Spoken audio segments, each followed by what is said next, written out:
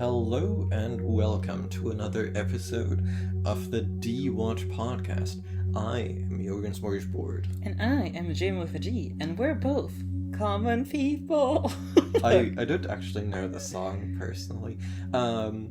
We are the podcast where we would watch Black Mirror seasons in reverse order. Which we're no longer doing. Yeah, we've now done that, and now we're watching the Black Mirror season that came out after we did that. Very disrespectfully, might I add. Yeah, it would be great if it had come out, about now, so we could really capture the zeitgeist. Yeah. Oh well. Oh well. We have still watched episode 1 of season 7. That's right. Common People. Common People. And, boy, do we have some content warnings for you. I don't know, Jorgen. This isn't that many by our standards anymore, I feel like. I feel like it's a very content warning episode. Fair enough. We have self-harm. Euthanasia. Domestic abuse mentioned briefly. Implied miscarriage. The loss of bodily autonomy. Brain cancer implied, technically. And the American healthcare system. Editing Jim here, for once. We also like to add implied suicide to the trigger warnings. Now, back to normal Jim, who's gonna wow us. Wow, what a joyous list of stuff that we're gonna be talking about today. Yeah, and let's dive right into it, because this episode has, a lot of events in it. Yes.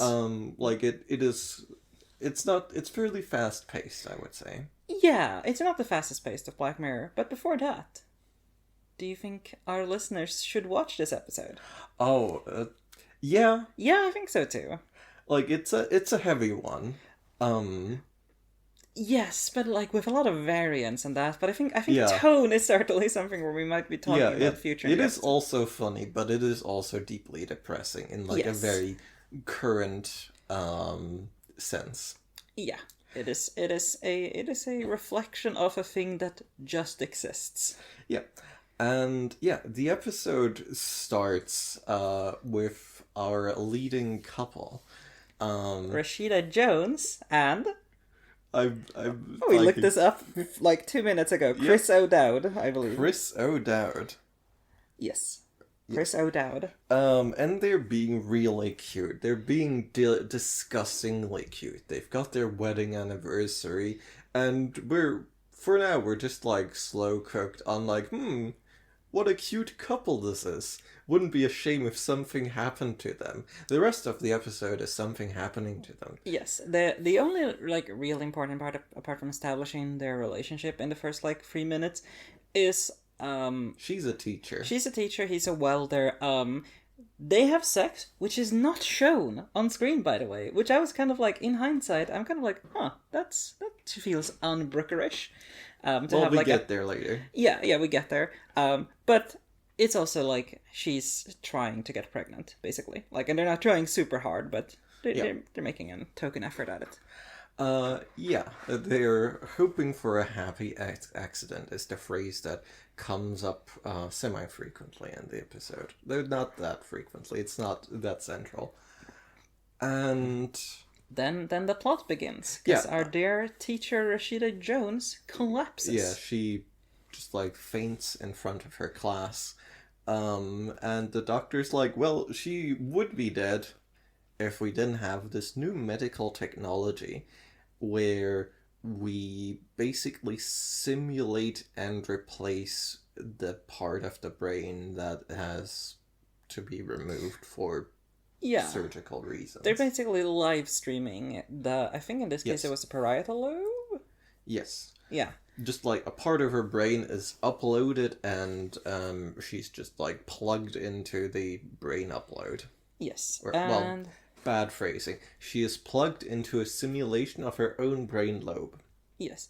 And for a while this works. It works fine. It's expensive. I think the starting price is $300 a month. Yes. And we are very much made aware that this is a problem. A capital P problem of we cannot afford this. So Chris O'Dowd? That was it, right? Yeah, he starts doing a lot of overtime at the welding factory. And we're also quickly made aware that despite the streaming service filling in Rashida Jones is still having like some impact from this brain damage, right? Like she's starting to sleep a bit more, I she's think. sleeping a bit more, and we're also like told very explicitly that they're trying to like get the product out there, so they're paying for the surgery, and they're pushing costs down. Yeah, and I think we also get told like quite early here that like this is a very new thing. Basically like there is coverage around this area, but there's not coverage across the United States, and like they have plans to expand it there and then to the world. And that's the setup. Yep. And it just kind of works for a while until I want to say it's the coffee incident, right? That's the first one where it's like Yes, there's sort of two hints. There's the coffee incident where, basically she's having a cup of coffee. I think no, it's because she's just like, oh, they're I'm having just a headache. having a regular conversation, and she's like, "Why did you mention that coffee?" And he's like, "I didn't," and that's it. Well, that's specifically because she reads out like what very clearly is an ad read about said coffee or about I like a different genuinely missed that. the espresso grande bit. She's like, oh, the finest beans dipped in, like perfectly roasted, or I don't know how to advertise coffee, but that bit. Yeah, no, it doesn't really scan like on the first go, right? Really? We're like, well, it's like, it does sound like vaguely natural. Okay, maybe I'm too autistic. It did not read it natural to me at all. I was like, oh, is she? Well, it sounded like she was recalling an ad or something. Maybe, yeah, I could see that. Or just yeah, but like it's clear she blacked out for it essentially. I. Oh yeah. Just in the sense that like she doesn't remember saying it, and she asks, "Why did you mention that?" Yeah, no, I was confused at this point because this is the first time we're encountering this.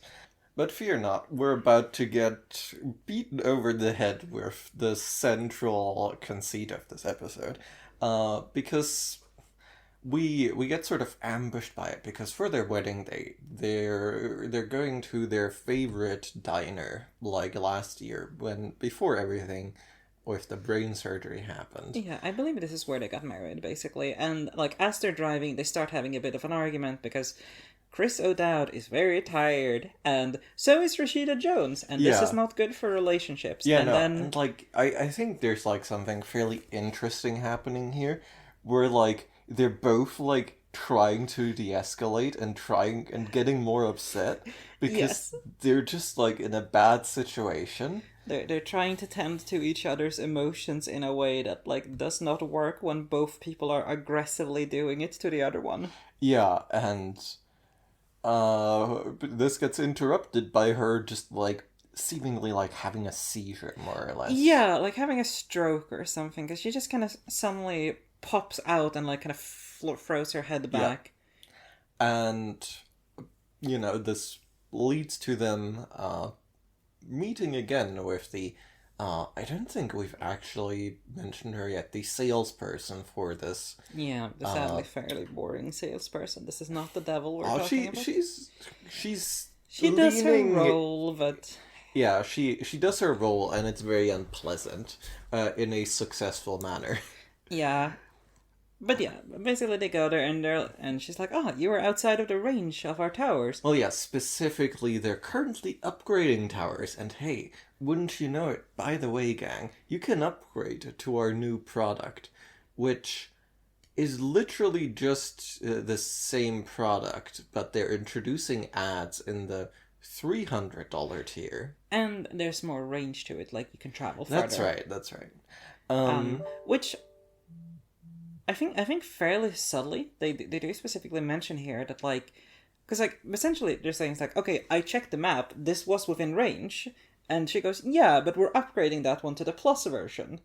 Yeah. Which is essentially taking away a part of the earlier contract here of the subscription. Yeah, I'm actually like fully unclear on this point, but it's not worthy of like getting into. What's clear is that the plus version is getting like a range extension across America. And you're like, well, we're not gonna pay like $500 more for travel we can't afford. And it's they just mostly that for the moment. except we also find out, oh no, the lower tier, it's getting advertising. The advertising, in this case, being recited by the person who's got the brain implant. Yeah, and this leads to a very unfortunate situation where a little child who is implied to be experiencing some domestic abuse, or rather, his mother, I think, is experiencing domestic abuse from his father, is told, you should go to Christian family counseling. Definitely do not, break up your family. Yeah. And this is, very clearly an ad read. And, yeah, she gets in trouble over it. Because, luckily, this person is absolutely fucking not. I'm going to complain to your boss over doing this. Yeah, which is extremely fair. And then the hard conversation with the boss gets interrupted by hey, by the way, you seem old. You seem old. And desperate for a partner. You can go on oldpeopledating.com. I think it's called Silver Swans. Yeah. And I don't get the swan part apart from alliteration, but...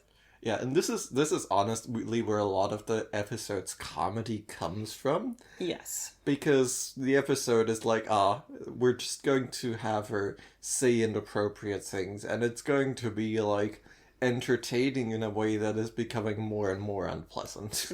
There's, I think, what we both experienced is essentially the peak comedy of this episode, where she recommends lube while she's doing foreplay with her husband. Yeah, and then when he's kind of kills the mood for me, she's having a great time. He's like, why would you recommend lube to me? And she does another ad read, which is trouble getting hard. Real just classic comedy 1-2 punch. Good really, stuff. Yeah, it works. I think this, especially in combination with her talking to from the teacher. This is actually when they work out the ad thing. Yes, because they are not informed. This is just done to them. And, alright, we're actually sequence breaking here because the head teacher conversation happens after. Yeah, after they get informed about it. After they get informed by the salesperson that, we're putting ads in your mouth now. Yeah. And after this, we get another plot thread becoming relevant, which is the husband's co-worker is really into people humiliating themselves on the internet. Yeah, he's into PewDiePie, paying people to do the Nazi signs and stuff like that. That's essentially what this website is. Yeah, except, for clarity here, that is not actually what this website is. This website is very specifically people humiliating and harming themselves. Yeah. There is no overt political dimension to this. Yeah, I don't even think an implied one. Apart from the general stuff, yeah. You can make a guess, but nothing in the episode actually says anything about it. And he's like, I guess I'm drinking my piss so my wife can afford to keep her job by not being disrupting her work with spouting advertisements to children, which is actually interestingly, because we were talking a little bit about the implied legalities of this episode, and generally speaking, this episode seems to run on, it's the US, anything goes, people don't have rights. Yeah. Though, just as a fun little nitpick, not managing advertisements to children is one of the few things which are more substantively regulated in the US. So a little bit of a Cinema Sings ding on that one. Don't. I don't do enough editing to put those in, and I wouldn't. Not at gunpoint. Yeah. But yeah, and so essentially they use the money secretly, because at this point I don't think Rashida Jones knows about Chris O'Dowd doing his piss drinking for money. Yeah, no, she doesn't know until very close to the end. Yeah. There's a time skip close to the end in which she finds out. She does not know until then. So they got River. I think, have we mentioned it's called River? Rivermind. Rivermind Plus. Yes, Rivermind which is Plus. just the regular thing, but you don't advertise. And they can't travel, so whatever the area expansion is, they're not benefiting from it.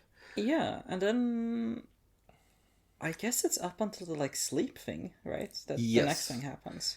Yeah, the next thing is that, oh no, they've just turned the dial on how much sleep she needs. And they're using that sleep mode, as they call it, to essentially steal brain processing power for ambiguous stuff. Well, we learn quite soon, right? Because the thing that the brain processing power is being diverted to is their new luxury offering, Rivermind Lux. That's true, yeah.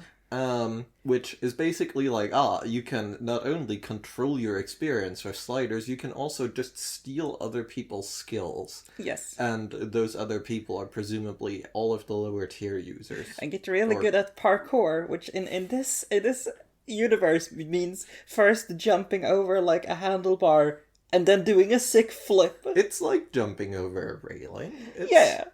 But it's two very different levels of check it out. And we get I try not to get bogged down in details, but this one really stuck with me because the ad is yes, after I died during my liposuction.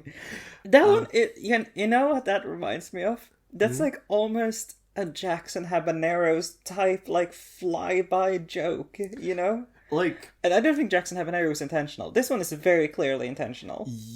I think everything in Rachel, Jack, and Ashley 2 was intentional. I cannot agree with that, but that's way too long of a discussion. And yeah, they're they're well, we clearly can't afford this. And they go back to their lives with Rashida Jones sleeping 12 hours a day, which instead of I think 10 previously it was implied. Yeah. And as someone who is blessed with the gift of not needing much sleep, I'm ooh, that sounds terrifying. Yeah, that doesn't sound that weird to me. Yeah, no, this is the regular. Well, I guess we're in the very opposite end of the sleep spectrum, really. I mean, 12 hours is a lot, and when you're working 8 hours from what I imagine to be 8 a.m. probably for American schools. Plus lunch break. Yeah. Your life is gone. Yeah, you're fucked. And then you throw in, getting ready. It makes sense that this is. But also, as I was actually discussing during when we were watching the episode, this is not uncommon for people who suffer brain damage and survive. Very commonly you will have you will be sleeping more, you will be exhausted, you will be tired. I'm sorry, I don't want to make people more scared of getting brain damage. I think that you're probably quite rightly afraid of it already. But just, this one is interesting to me because it just, that resonates with what actually happens when you get into that sort of an accident. But obviously in this universe, it is a direct consequence of the corporation sucking your brain power to make someone better at doing backflips. Yeah. And, well, we get I feel this is a bit of an interlude. This feels like the tone sort of doing a bit of a bait and switch, because we're going into a bit of a new direction here, because they're well, obviously we can't afford this anyway.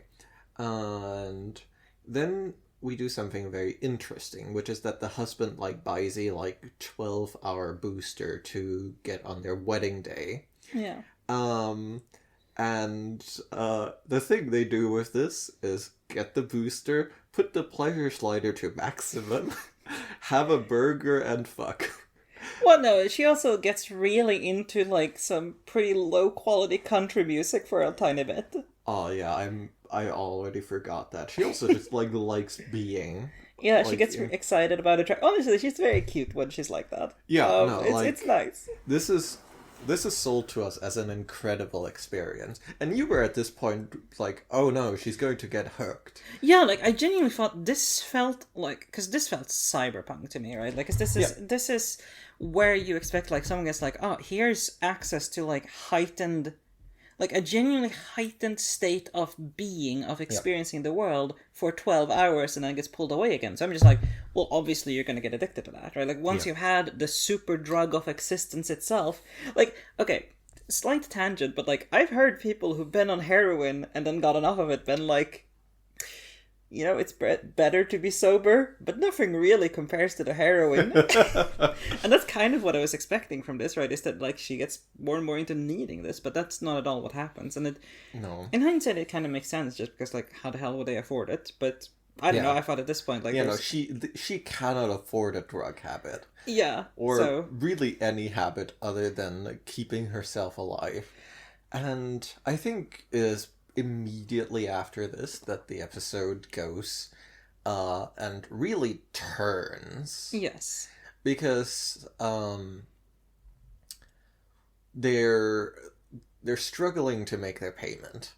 And the husband, he is like, fuck, I guess, like, he's just constantly on the humiliation Twitch website at this point to make ends meet. and he gets the offer to get $500 for taking his mask off so that he's no longer anonymous. Yeah. And this immediately backfires. Yeah, because the co-worker who who put him onto this website, like, he's probably the one making the offer. Quite possibly, yeah. Or at least that possibility is strongly implied. Yeah. And the next morning, people avoid him at work, and he attacks said co-worker, and said co-worker gets run over by a backing up construction vehicle, and he loses his job. Yeah, I mean, each step here makes a lot of sense. Yep. And that's a problem, because now they can no longer pay for Rashida Jones to not spout ads.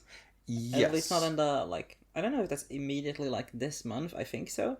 And they get fully, like, shut down, like, nah, you don't, there's no such thing as credit here, like, I literally cannot do it. And then they storm out. Well, no, there's another extra bit they just, like, shove in here, because they're like, well, I guess we can, like, just, like, we don't want to get into the baby money, because they have, like, a tiny bit of money, like, left over from trying to conceive and, like, planning to have a baby, which is, like, at this point, realistically entirely out of their financial range, right? Yeah. And they just, like, get hit with the extra punch of, like, oh, no, if you're pregnant, you need, like, $90 extra a month, which, to be honest, like, is the smallest price hike compared to everything else. I do not live in the US, and I'm not planning on either side of the pregnancy, but, like, that totals up to, like, $810.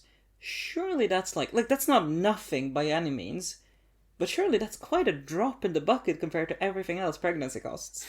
And, like, having a child, and medical costs, and so on and so forth. But yeah, no, basically they're like, it's just there to be like, hey, I see your dream futilely hiding in the corner of the room. I got a hammer, I'm smashing it. Just for demonstration. And this is where we reach the end of the episode. We cut a year ahead. And we're left a little bit in the dark as to what's happening. Yeah. And yeah, Chris O'Dowd wakes up Rashida Jones, who, like, at this point, like, looks like an asylum patient, more or less. Yeah. She's made up that way. And he's like, hey, you remembered our wedding anniversary. And they get 30 more minutes of Rivermind Lux, which is the, like, parkour version. Turn the serenity to maximum, and she's like, you gotta euthanize me. Yeah. And that's what happens. Yeah, there's, like, a, like, fairly, like, a very well done moment of, like, the moment lasting. Yeah, like, I think there is something to be said here. Like, I was kind of surprised by how this went a little bit, just because, like, there is a moment where Chris O'Dowd goes like, no, it's like, we're fine for at least a couple of more months, and she goes, it's time, and he goes, only if you're sure. Like, I was expecting that to be, like, a 3-minute scene of arguing and screaming, and they both just kind of suck it up, I guess. Yeah. And that's I don't know, it punches quite well. Yeah. And she also just like, how did you pay for me to be conscious again for 30 minutes? And he's like, don't even worry about it. And then he like kills her with the pillow over the face, like whilst he's like starting to uncontrollably spout ads. Yeah. And then he walks off. Well, yeah, shit, do we have suicide in the content warnings? We do not. He goes into a room with a box cutter. The implication is that he will live stream his suicide to pay for those 30 minutes. Oh, see, I didn't interpret it as suicide. I thought it was just going to be like mutilation. We should probably add suicide to the trigger warnings, just in case, depending on your interpretation. Yeah. But, yeah, fair enough. I think it's ambiguous, but it's the final shot, so, like, by placement, I draw that inference. That's not unreasonable. I didn't think of it in the moment like that, but yes. Yeah, no, like, that's... It's a step of interpretation, but, like, it's not aiming in that direction, right? Yeah. And that's the episode. That's the episode. It's a hard cut to credits when he closes the door. And, like, I was... Like, this one really got to me. I think this is the... Like, this is going to sound straight, but I feel like I'm receiving, like, a first-time Black Mirror experience in a way. Aww. Because, like, season 6, we watched, like, a bit out of step, right? And I feel like season 6 was also trying to be, like, a bit broader in scope. Like, it didn't do some... Like, season 6, I don't think, had... some like an episode that's like very focused on the personal experience of like modernity in quite the same way that like especially seasons 1 and 2 had a bit. And so this is the first time where I am watching a current episode of Black Mirror that is very much about the visceral experience of modernity. Yeah, like they even make mention of quote unquote the gig economy here. Yeah, like it's this feels quite up to date in that way. Yeah, and the like humiliation website I'm not quite so sure about, but like you can draw comparisons to something like OnlyFans and the like. You know, like it's.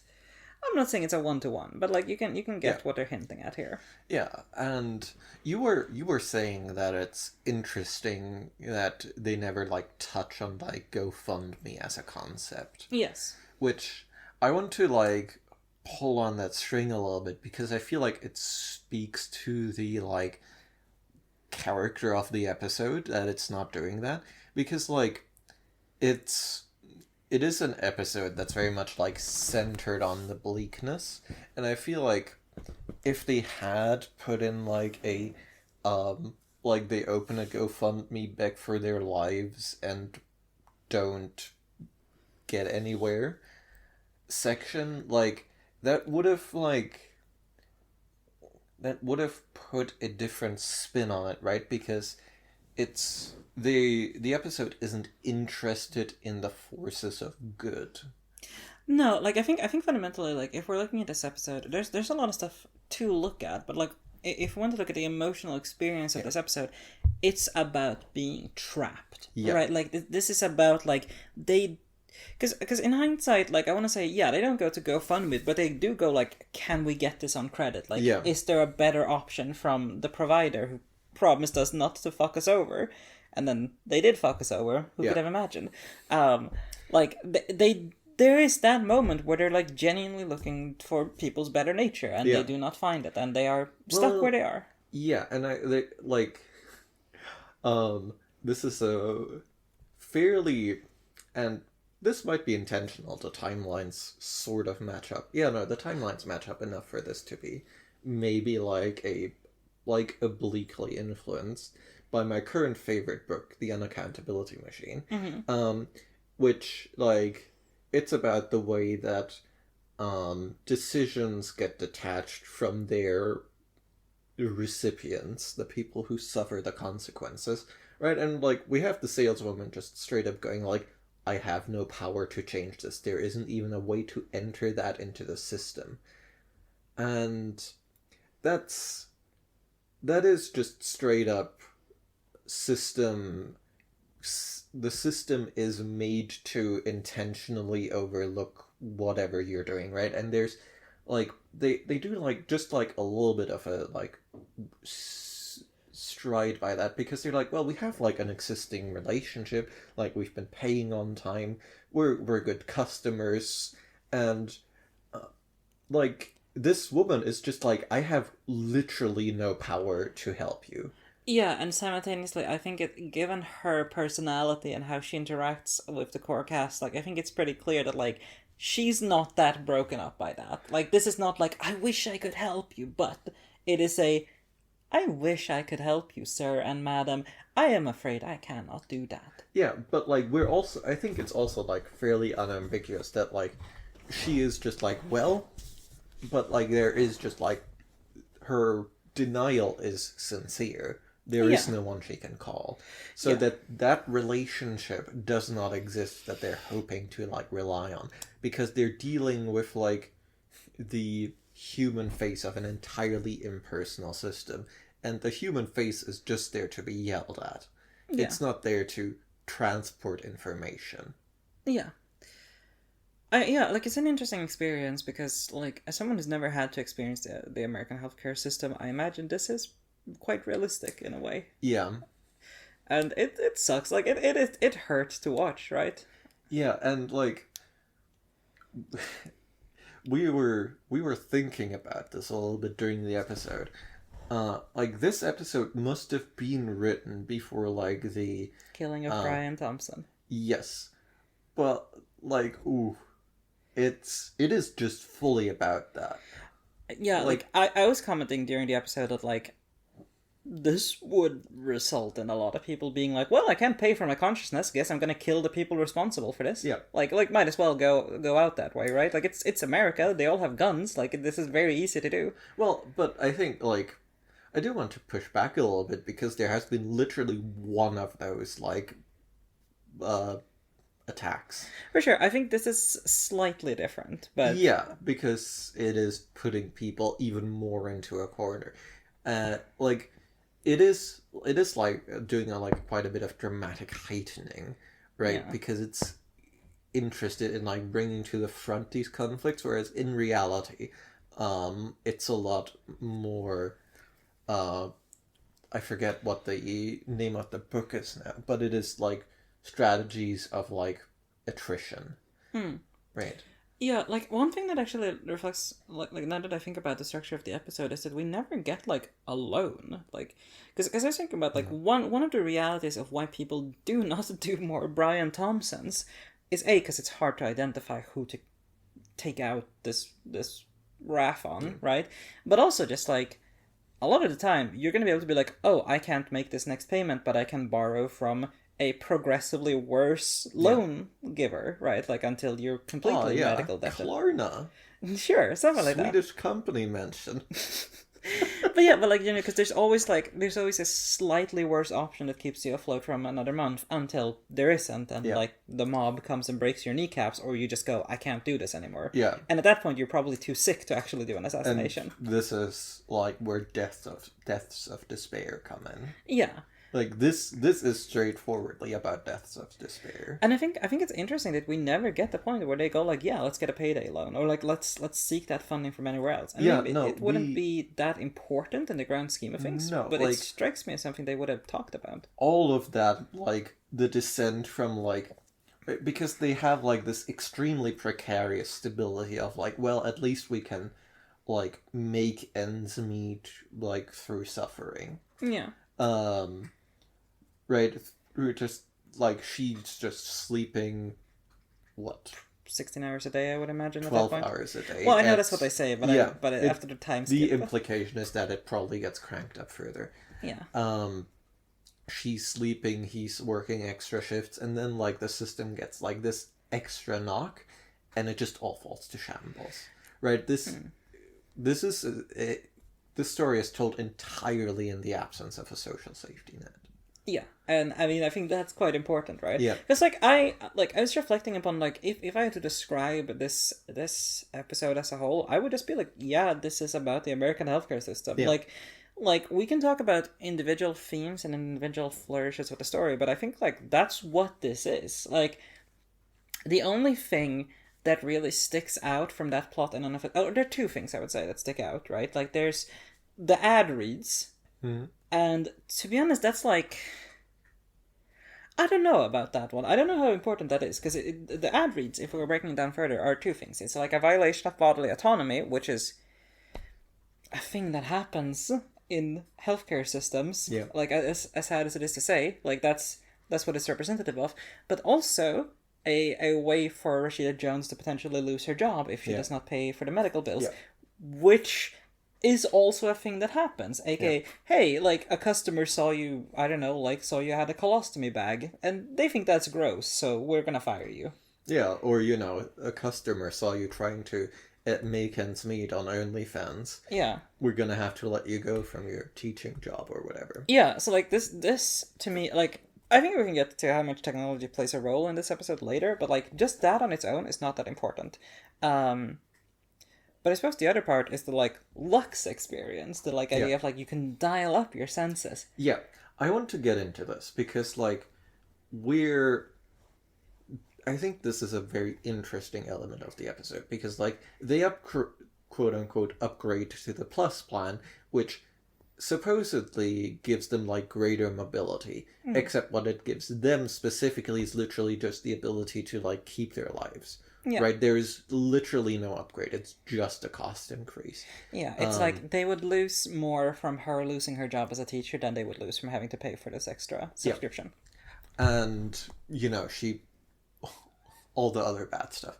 And the thing that keeps happening in the like Rivermind product is that they like keep building like forward, right? They keep like they genuinely like this episode has like at least depicts the technology as genuinely progressing. And they develop like more and more like advanced versions of their thing. But like even like the first upgrade where it's like, oh yeah, you can travel more if you had the money, which they don't. Even that first upgrade is framed in the context of like, this is something, this product is getting better for other people who can afford it. And like the Rivermind Lux is like the real escalation of that. This product is getting better for people who can afford it at cost of your like personal brain.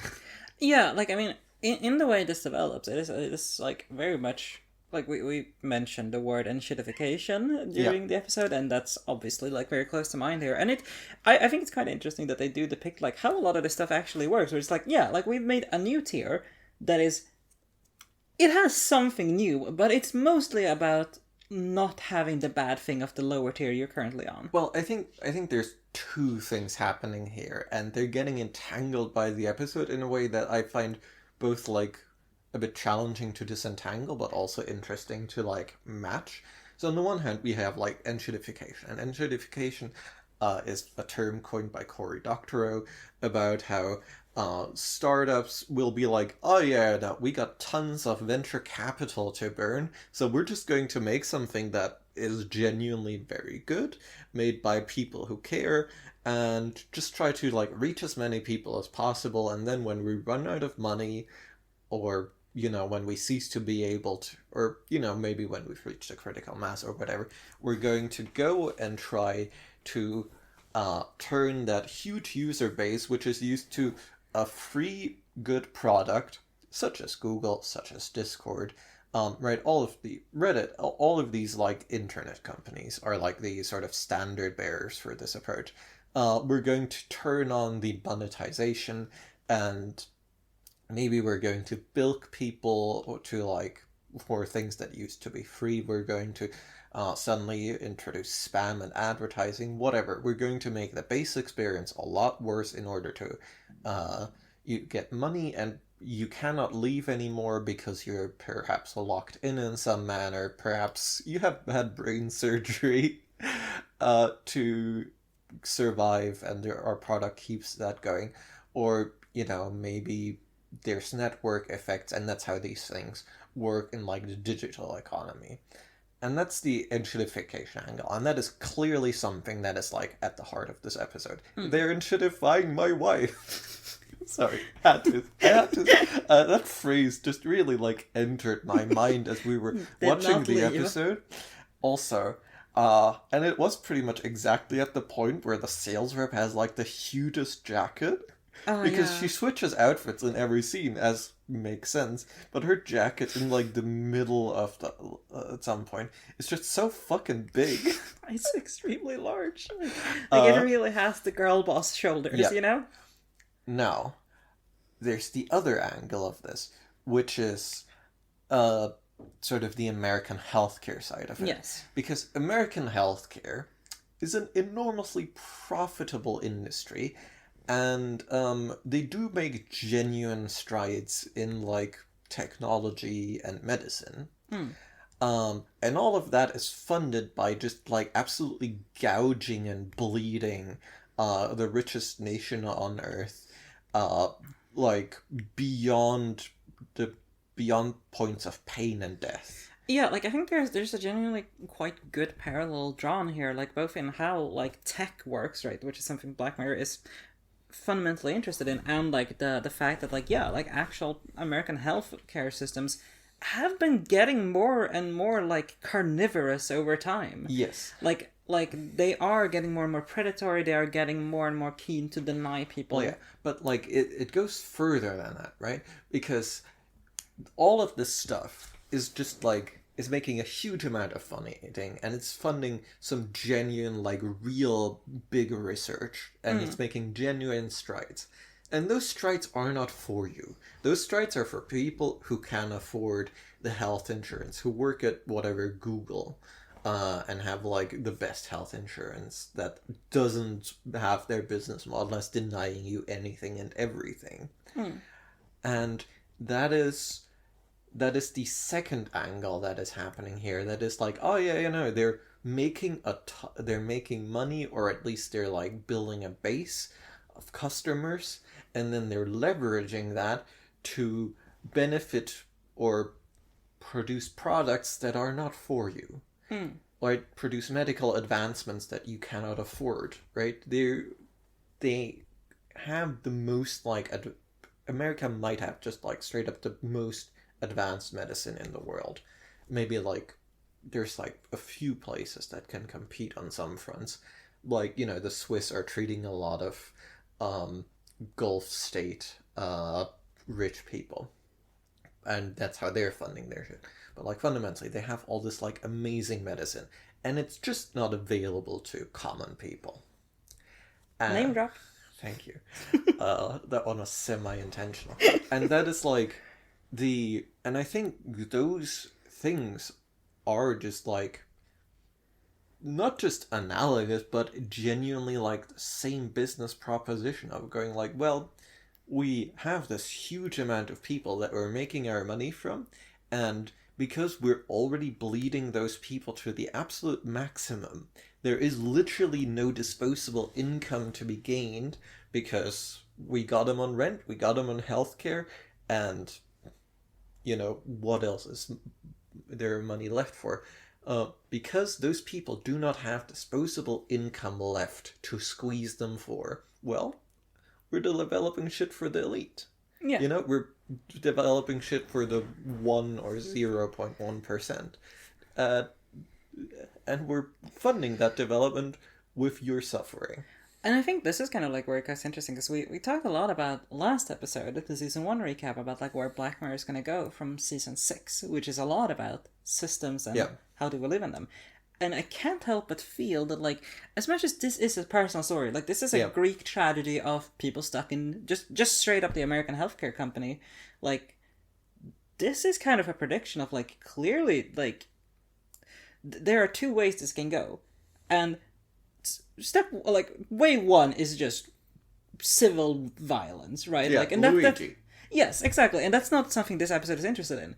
This episode is interested in like at some point, if you suck the blood out of the working class, they're gonna die. Yeah. Like, there's a point where you cannot live anymore under, like, and not at all metaphorically, right? Yeah. Like, if you get to the point where you're like, oh, we're selling this loaf of bread for $1,000, yeah, people are just going to die.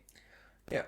And they do, right? In Yeah. droves. People die from not having health insurance all the time in the US. Yeah, this very much you must imagine resonates with like anyone who has to buy insulin, right? Like Yeah. like people ration insulin in the US, like, and this episode doesn't talk about what comes next, but obviously when the vampires have drawn all the blood out of their prey, they will also die.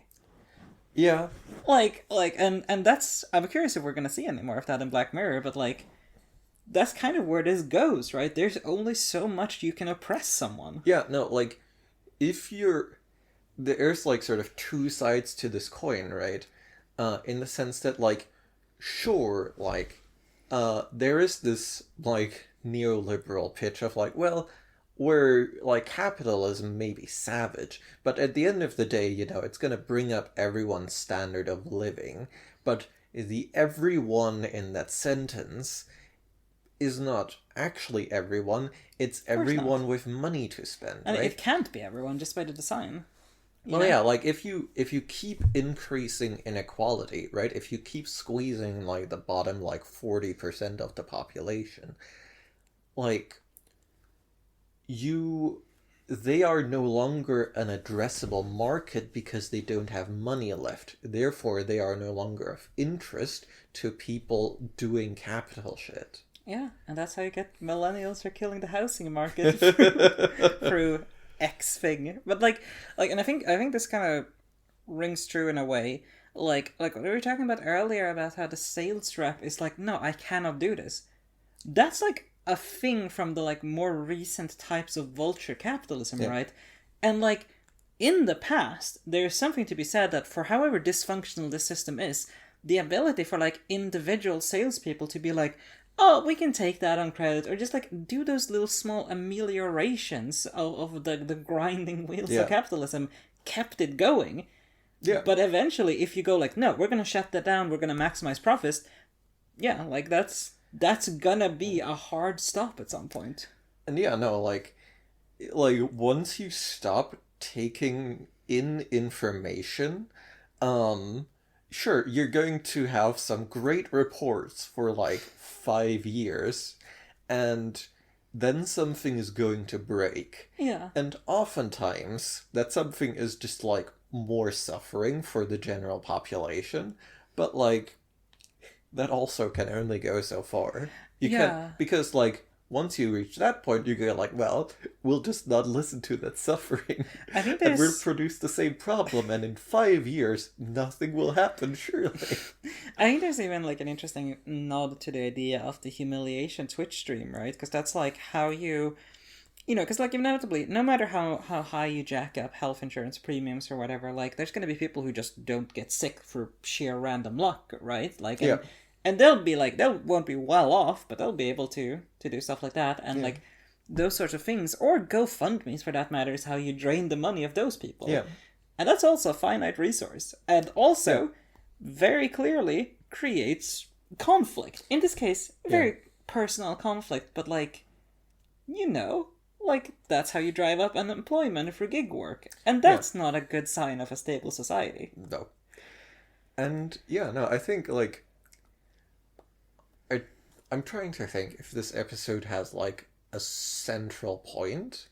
And I do think it is less that and more just like painting a picture. I think it's a bit of that. I think it's also just kind of like it reminds me a bit in that sense of Demon 79 of like, here's a fucked up situation.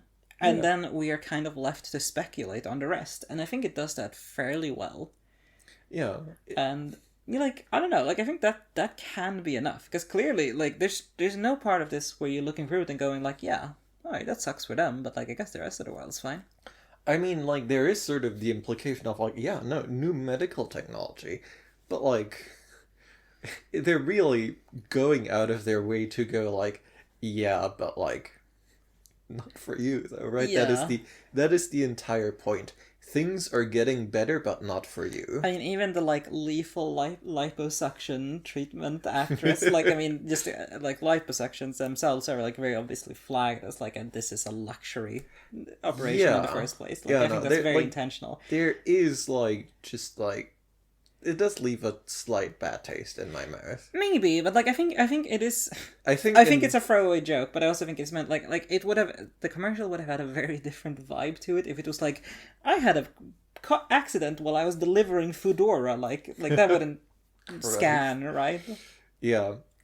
And yeah, so it's it's doing a lot of things, and I feel like for once, I think it's like sort of like tying them together fairly well. To be honest, I don't think it's doing a lot of things at all. I think Well, this is a very focused episode. I yes and no, right? It's doing a lot of things that are and going like, isn't this the same thing? Yeah, And I I mean think it's that's tightly how it clustered. works. Yeah. Yeah. I think like I mean just even a poke at like the idea of like churches that are very rich being like let's push our ideology on people. Yeah. Like it's obviously not the focus at all, but like yeah, like that checks out. I wanna I wanna mention one thing and then I wanna talk about tone. Mhm. I do not like okay. In the sense of like let's offer this for the like insanely rich people, I think Rivermine Lux makes sense. Simultaneously, just the base idea of like, hey, here's a system where you can fine tune your experiences. I would have wanted that to be its own episode. Yeah. Like I think like it's essentially you just use for tragedy here, right? Because they have two nice moments. They have the like, oh, she's having a great time during her anniversary at the Juniper, and then she pulls up the Serenity slider for her death scene, which like when we were watching it, the moment I saw the slider was called Serenity is when I said he's gonna kill her. And I like there was not a fucking doubt in my mind when that name came up. Yeah, no. Like it's a bit too on the nose. But seriously, like I think that's a really interesting thing, and I mean that's something that comes up in like cyberpunk, like is a common idea. And I think like I don't know, I would have loved to see an expanded episode on just that kind of. Yeah, no, I think in this episode it's kind of a stand-in more than its own idea. Yeah, and it's fair enough. Like I think it is mostly just used to up the tragedy to have like oh this one last nice moment, and that's fine. Yeah.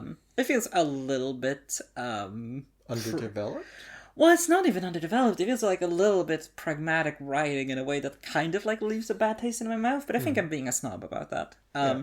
Second of all, but yeah, like tone. This episode is weird, right? Yeah. Like, because there's. Okay, like.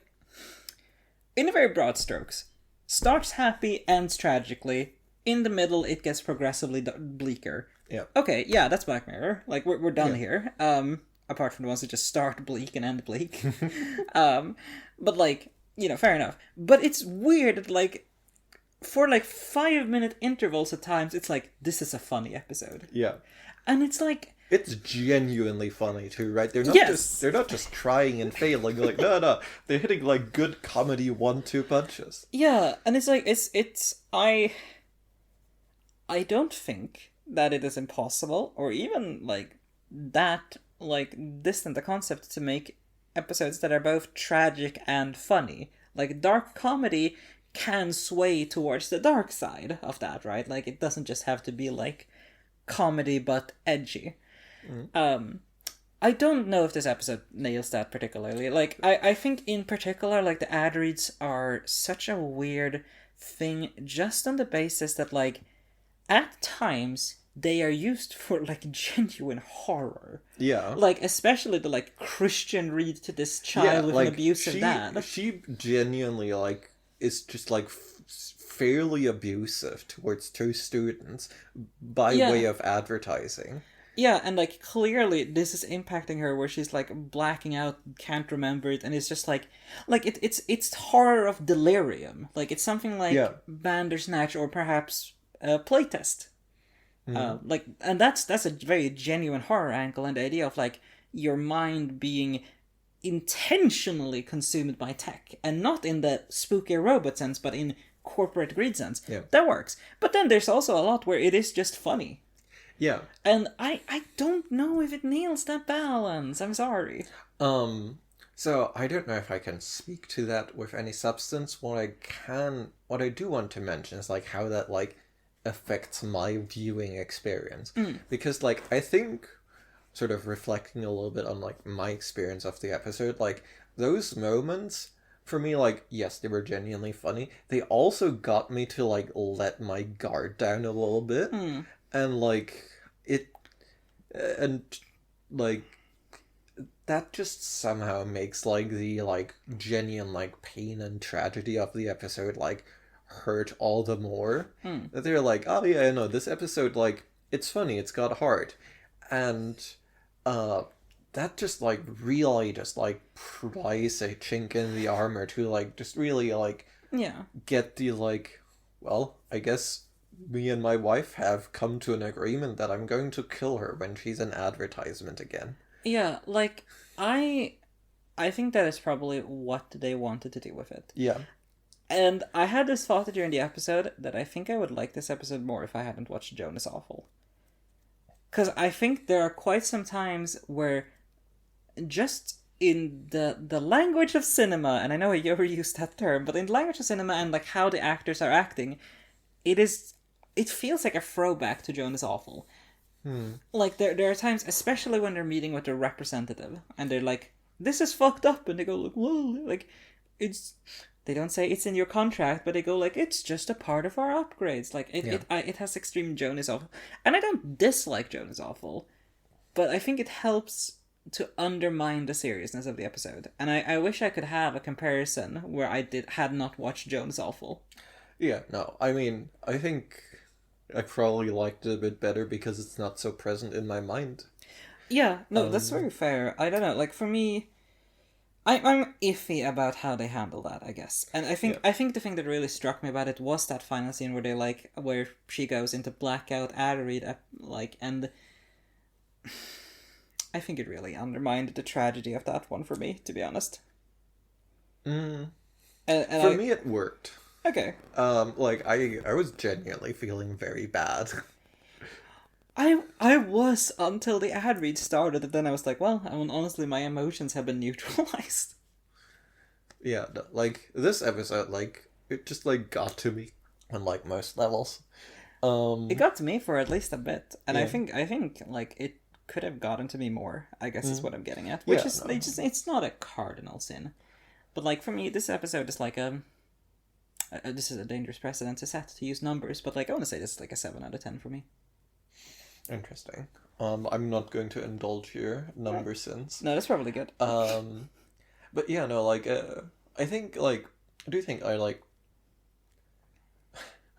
as I said in the beginning, like this is probably like my first like I think I get like the contemporaneous experience of Black Mirror like more than ever now, because this episode, like I'm not American, like the healthcare stuff specifically like doesn't like do that much for me, but there is just like the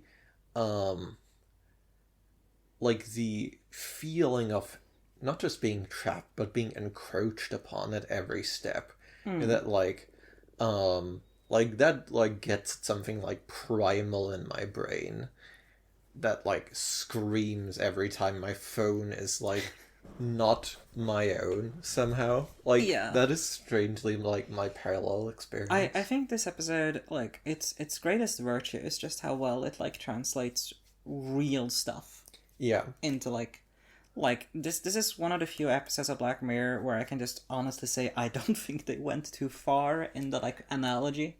Yeah, no, like it is a bit heightened, but like in a way that I fully buy. Yeah, exactly. Like it is, and like it is heightened also mostly just in the sense that it's concentrated, right? Like this shit does kill people. Yeah, like it's a concentrated version of a real thing that happens, and the concentration isn't that bad. Like it's like not. It's yeah, no, there's nothing that feels like, going to use a nerd word, like this episode is just like nails its verisimilitude, right? It's like it doesn't feel like unrealistic at like in like its most substantive points, and that's rough because Yeah, it's and like that's exactly brutal. where you need to aim with sci-fi, Yeah. right? Like there is, whenever you make a sci-fi or otherwise like heightened retelling of a real problem, there is a boundary. There's a Goldilocks zone, Yeah. right? Where like you have to heighten it to focus in on it. Yeah. But if you do it too much, if you go, robots are kind of like black people, you've lost us, you Yeah. know? But with this one, it's like you every time like if you were to like think of it like no, this is clearly an overstatement. You think about reality for 10 seconds max and you're like fuck. Yes. Right? Like I think that is like That is an ideal point to be. that is like the Black Mirror promise, right? It's Yeah. like it holds the mirror up to you and then you're like, oh no, I'm in this picture and I don't like it. Yeah. And yeah, that is sort of why I'm thinking like this is probably the quintessential experience to me. I think so too. And oh boy, is that a bad sign about the things way things are and whatnot? I think it's a great sign of this this season at Yeah, least. Let's no, like hope. I'm genuinely impressed, and Can like I- it is also quite interesting to just like have all like the fairly exact contemporaneous references. Like, yes, it's, and you know, I don't even know if like, um, I'm certain Charlie Brooker has heard about enshittification.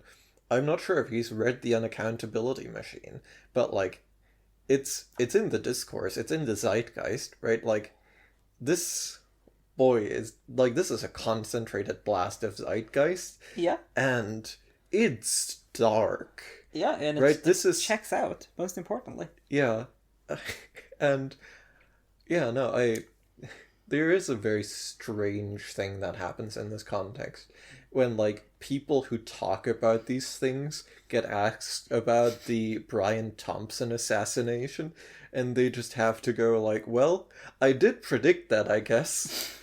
And Yeah.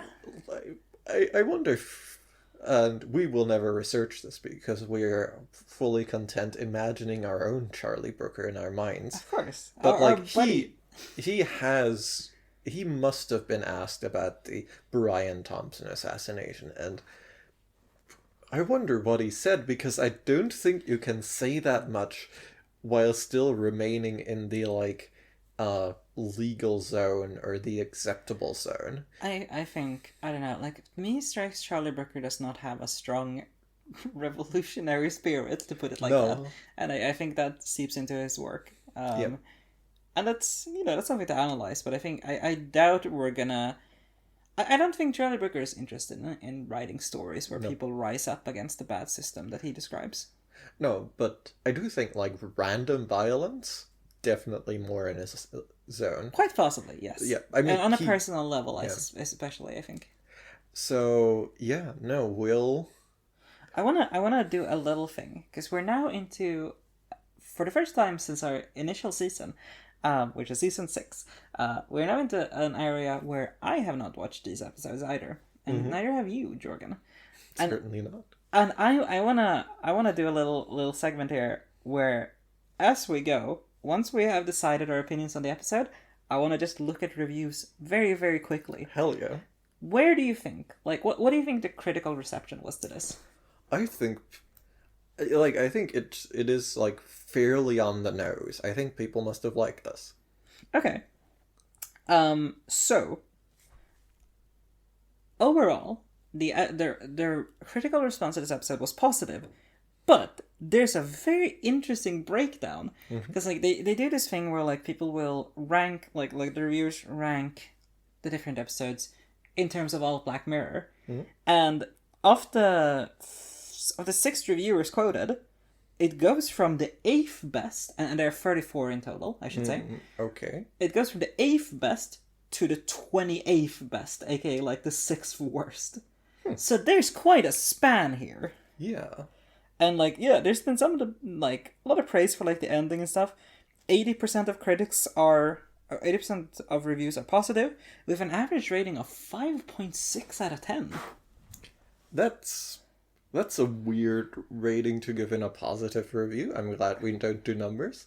Yeah, but I think it's interesting. All right, like that. This seems like quite a controversial episode in some ways, and I kind of see why, because it is very on the nose.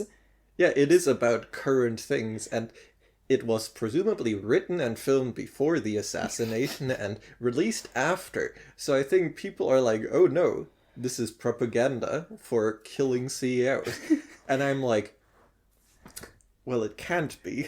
It can't in be. this specific sense. That doesn't ring true at all for me. Even if it was written after. Yeah, but I do think people are like on a hair trigger in that sense, and I think that is just where some of that comes from. I think a lot of it just comes from like how much do you value subtlety in media, and like I think that's why I like this episode a solid step less than you do. Interesting. And I think that's like probably a big reason, because like, you know, the people who liked it were basically like, this seems terrifyingly realistic, yeah. And the people who didn't like it was like, this is a jumble of in-your-face stuff. Yeah. And I don't know, I think that's quite interesting. Yeah, no. I thought this would be a review. Like, honestly, the moment we went through the ending, I was like, this is gonna have like 8 out of 10s across the board, and like I'm a little annoyed by that. Like, I just think anytime Charlie Brooker pulls off a sad ending, people are just being like, oh, it's so meaningful automatically. I guess maybe not fair. Like Metalhead.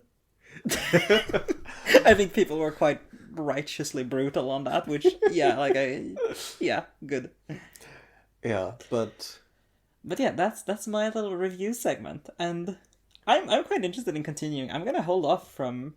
I remember like way back when we were doing like season 2. I think I looked at like a general overall review of the season, and like it seemed positive, and it was. Yeah. But I don't remember which episodes were which. So like I'm very curious to like hold off on this and continue going through them as we go. Yeah, no, that's fun. What do we have coming up next, Jim? Do you want to try this one? Because I have studied French for 4 years. Bête noire? Something like that. Yeah, okay. I guess see you next time, dear listeners. For 51 minutes. Of Black Beast. Ooh. Yeah. Vive la France. Oh, ho, ho. Don't do that. See you on the other side, guys. See ya.